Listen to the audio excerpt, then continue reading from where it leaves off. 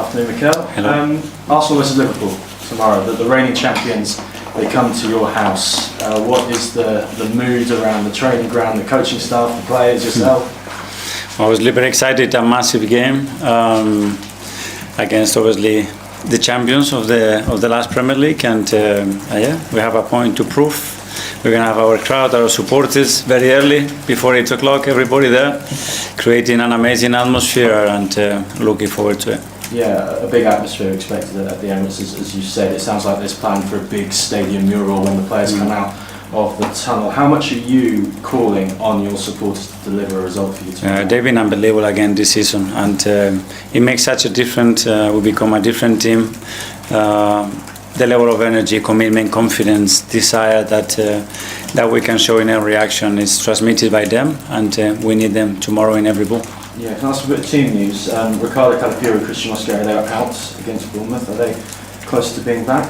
No, they're out again. Well, when can we see them back? What stage are they at? I think pretty soon they have to go to the last stage of the rehab, and if everything goes well, hopefully very soon they will be available for selection. Yeah, and just finally for me, this is the first time we're hearing from you since Ruben Amorim left his job as Manchester United head coach. Now, Sir Jim Ratcliffe actually used Arsenal standing by you as an example, as a reason why Amorim should get 3 years in charge, and obviously he didn't get that time. So what does that say about the support and the trust that the club put in you during the first difficult 12 to 18 months during the time? Yeah, I can only talk about what I have experienced, and it's always sad to see a colleague losing his job, obviously.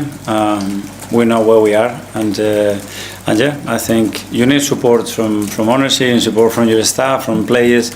At the end of the game, you need to win a lot of football matches if you want to stay in the job, and that's the reality and the nature of our job. Good luck, sir. Thank you. Good afternoon, Mikel. You mentioned there being a point to prove when you play Liverpool. Is that sort of a case of the fact that they beat you narrowly in that game back in August, or more to do with the fact that you are leading the table at the moment, and that's a statement if you were to beat the champions? Yes, I mean, we are top of the table. We play at home against a really, really good opponent, and we want to maintain our position. And in order to do that, we're gonna have to be excellent throughout the game to deserve to win the game, and that's the point we have to prove.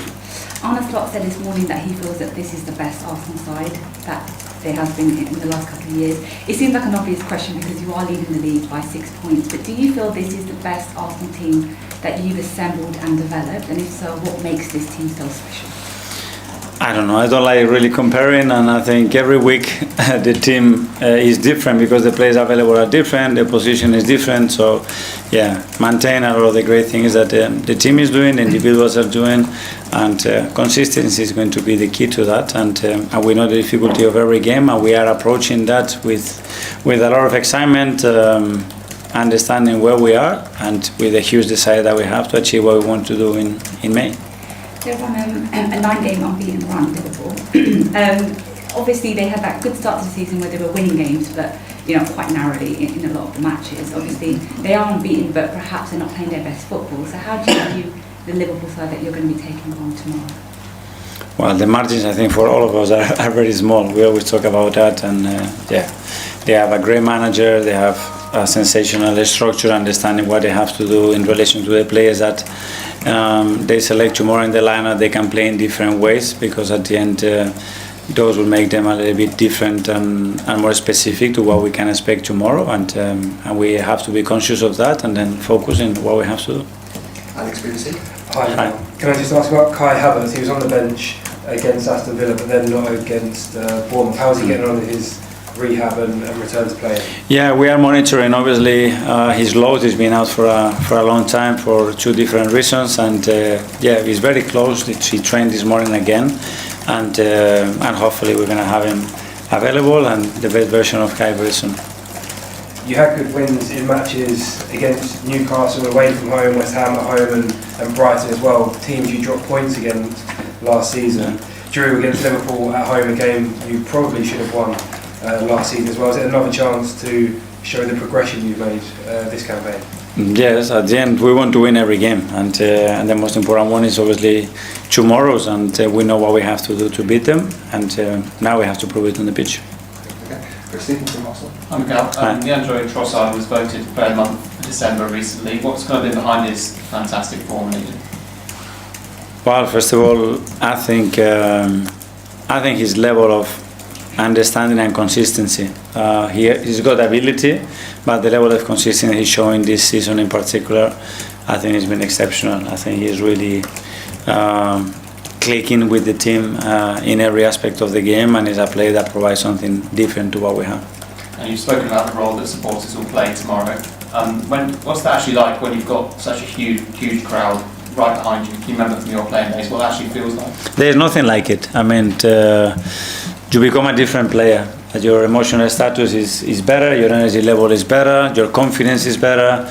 They thrive you to get actions with a lot of aggression, with a lot of determination, and that lifts the whole team.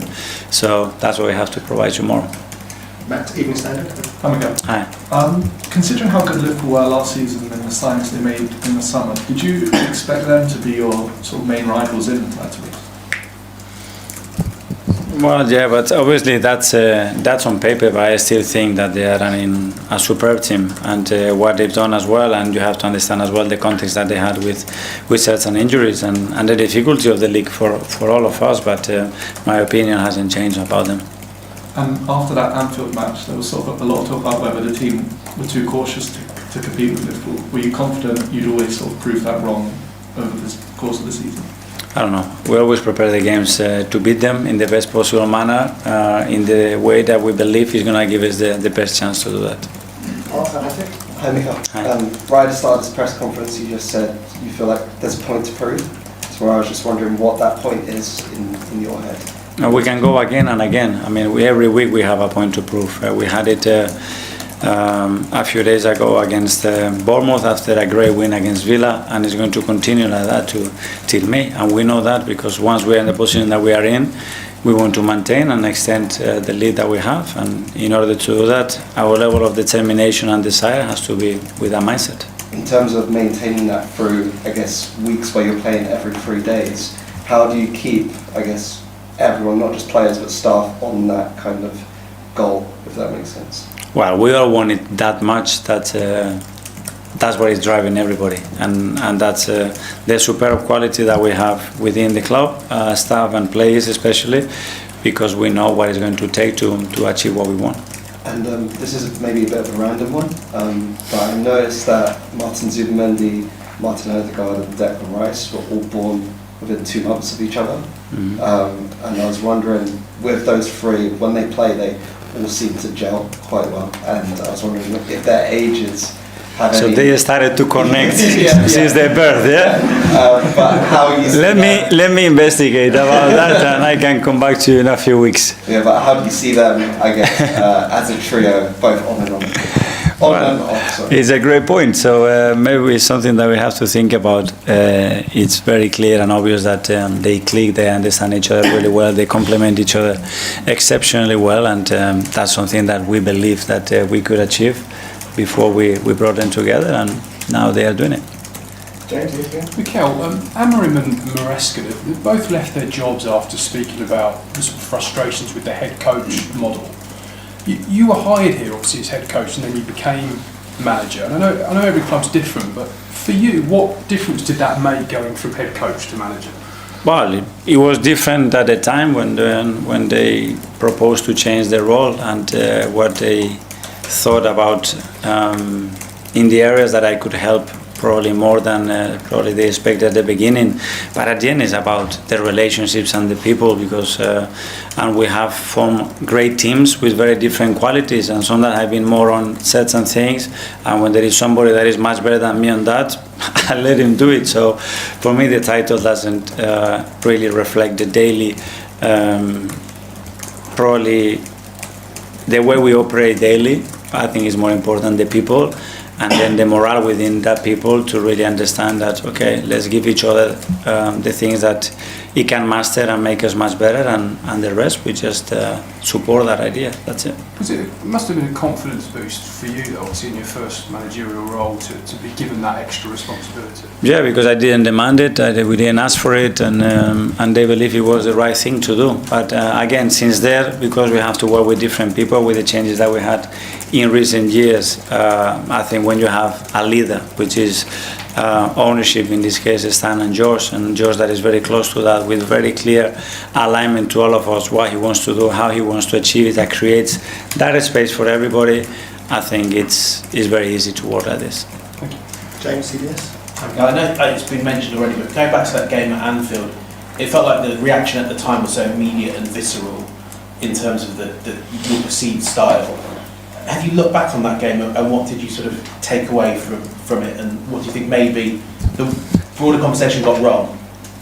No. I mean, your opinion, people are entitled to their opinions. Mine was different, but that's the beauty about football. What was your opinion? Very different. Okay, we did the last two in the As Live. Charles, goal? Hi Mikel, we saw another brilliant finish from Gabriel at Bournemouth. He's now just 2 goals behind your old teammate Oric Koscielny in terms of record goal scorer for a defender in the Premier League for Arsenal. I'm sure you expect him to break that record pretty soon, probably the rate he scores at. But what is it that sort of do you think that sets him apart from pretty much all other defenders at the moment when it comes to the art of goal scoring in the opposition box? Desire to score, and then the amount of work that he puts in, and attention and detail to get himself in the best possible positions to do that and to execute what the game and especially certain actions are going to demand of him. And just on Pierre Hincapié, he seems to have really sort of settled in now and adapted and stepped up in Ricardo's absence. How impressed have you been with his way he's adapted to the Premier League, especially after missing out early on through injury? Very impressed, because obviously he came very late in the market without pre-season after a surgery as well. So yeah, I mean, it's been immense. I mean, for everything that we ask him to do, he's fulfilled that in various roles as well. So yeah, it's been I think it's been a big boost for the team and another step in terms of what he can bring to the team. Phil? Hi Mikel. This group of players have got more points than the Invincibles managed after 20 games, more points, more goals. Obviously you've been here a long time as a player and as a manager. Do you think that this group that you have is as good as the Invincibles, if not better? No, because the Invincibles won a lot and they won consistently, and they created a history and legacy, and we have to do that. But when you speak to the players, is that sort of, are they ever mentioned? Because obviously they're legends of the club, and obviously. No, obviously there is a lot of stats, but in the last 2-3 years as well, we had stats and more points and more goals in the history of that. But at the end, we have to translate that to major trophies and what we want to do. And probably now what we are doing, it would have been enough, but now it's not enough, and we have to make it the margins even bigger, and that's what we have to aim. Premier League brace, talking about it there, and also saying game by game, a lot of matches still to come. Today, there's a lot of talk about his reputation first, though, and how he keeps enhancing it.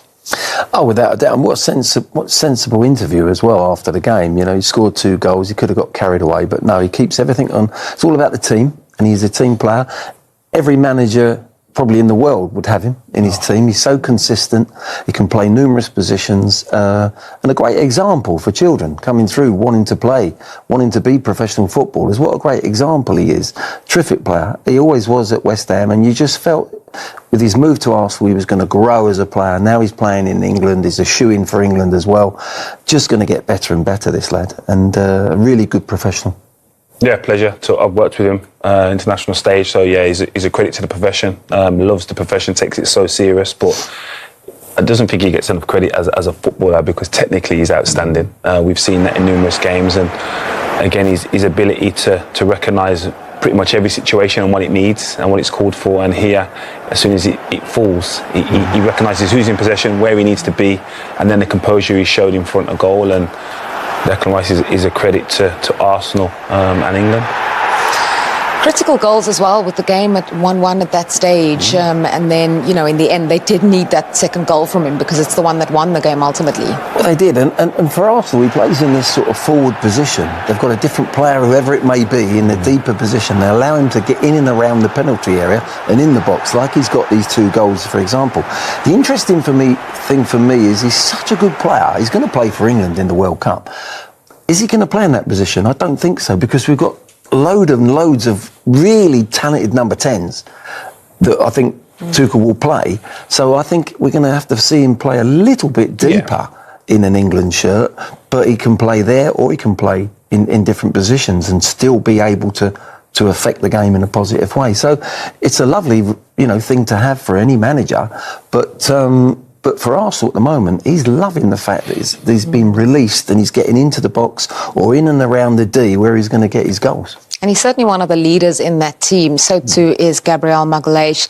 I think the last 2 games have shown since his return just how important he is to the side. Yeah, vitally important, not just the goals, but his defending. I know you're disappointed with how he conceded, and they conceded the first goal, but the character he's shown to get back into the game, then equalise, and then just forget about it. And that's what top players do. They forget about mistakes, and he's shown that. And the finish, I know we're just going to say he's just scored, but it's an outstanding finish.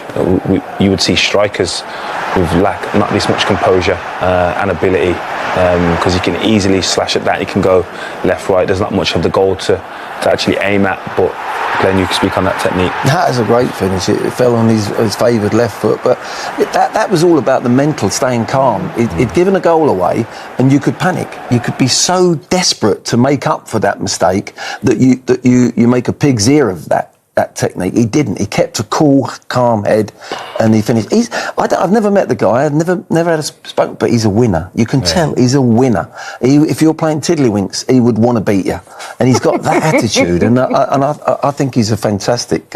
When he's not playing for Arsenal, there's a massive hole there that needs to be filled, and he showed his character yesterday. Just looking at those numbers there, the most goals scored by a defender since Gabriel made his debut in the Premier League. He is the top scoring defender ahead of some defenders who we're used to seeing goals from as well. 20, he scored against Aston Villa in midweek, and he scored again. As you said, it shows his mentality, because the difference between the ball that he gave away, which led to the opening goal, and the equalising goal, which came from him, was just 5 minutes. Yeah, and again, just easy to get rid of that in your memory bank and move on with the game, and he's shown that. But that record there is outstanding. Only just the amount of goals, but 20 goals is a lot as a defender. So to be consistently a threat, and that is always a difficult thing, especially for opposing defenders.